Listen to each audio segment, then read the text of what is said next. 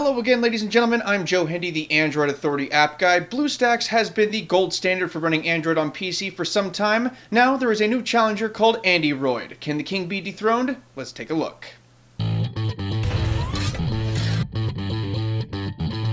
Okay, so here's how this is going to go down. We're going to be judging these two applications based on 5 different things. That is ease of use and setup, gaming, productivity, miscellaneous features, and overall. If at any point you're wondering exactly which one I'm talking about, keep your eye on the lower left-hand corner of the screen because I'll have it posted there.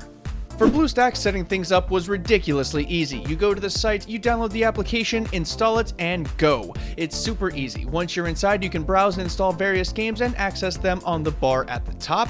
When it comes to ease of use and setting things up, BlueStacks is practically idiot-proof. Andy started out the same way. Downloading and installing the application was easy. I did have a problem actually getting it to run, but thanks to their support, I was able to figure out the problem. Once you actually start it up, it runs like any Android phone or tablet, so the interface is familiar.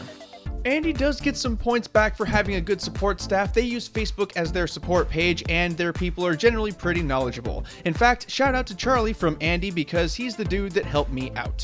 Still, at the end of the day, I have to give the victory in ease of use and setup to BlueStacks. It simply doesn't require any effort, and it really is just that easy.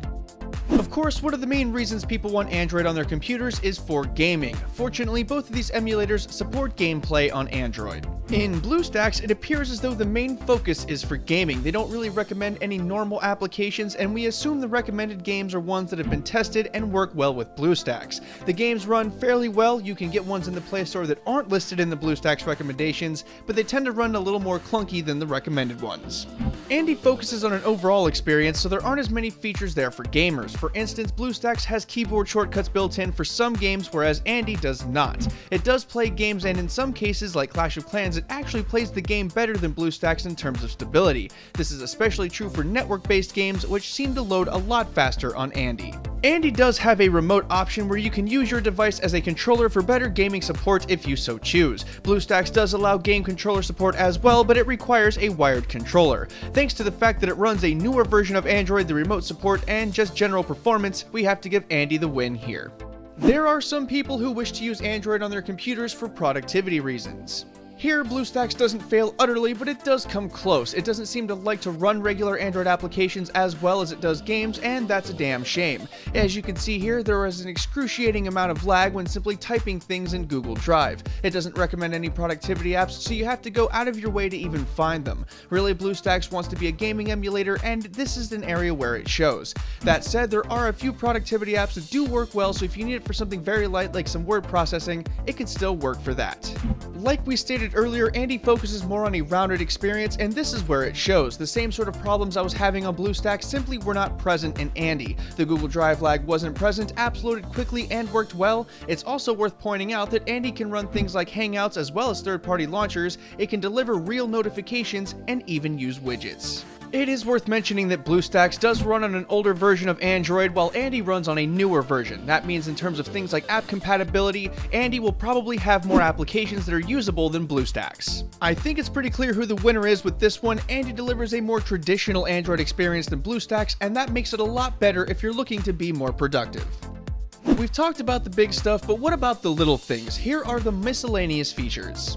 BlueStacks is pretty much a what you see is what you get kind of deal. In a small way, simplicity is elegance, and that means there isn't much guesswork. That said, you can sync BlueStacks with your Android devices to sync app data, text, and the like if you really wanted to. You can also sideload applications, which is a fairly simple process. Overall, there are some things, but really not that many. Spoiler, this is the part in the video where Andy really starts to pull ahead. You can do pretty much anything with Andy that you can do with an Android phone. That includes sideloading applications, putting files on there from your computer if you need to, real file browsing, and some stuff we mentioned earlier like fully functioning notifications, widgets, and you can even root the thing if you really want to. One of the things I really liked personally was the ability to install third-party launchers. Since it runs pretty much like any other Android device, you can customize it pretty much like any other Android device. So between the custom launchers, wallpapers, widgets, icon packs, etc., you can turn Andy into a little window of customization and really make it truly yours.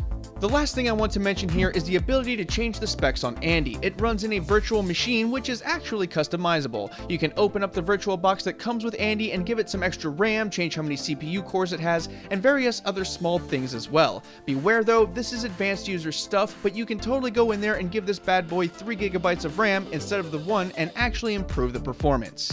It also runs a higher version of Android than BlueStacks, and that means you'll have a higher app compatibility as well as better app stability. Obviously, the winner here is Andy, and I don't really need to explain why.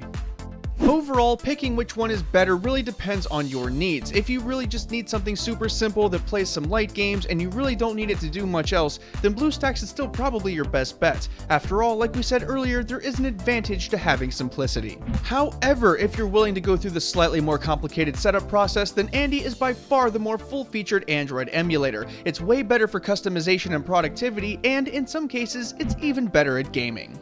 With the power user stuff available like root and adding resources, Andy is simply a better option for more demographics. If you're wondering, yes, I am saying that BlueStacks has been pretty much thwarted as the go-to Android emulator on PC. If you want to check either of these out, we'll have the links in the video description below.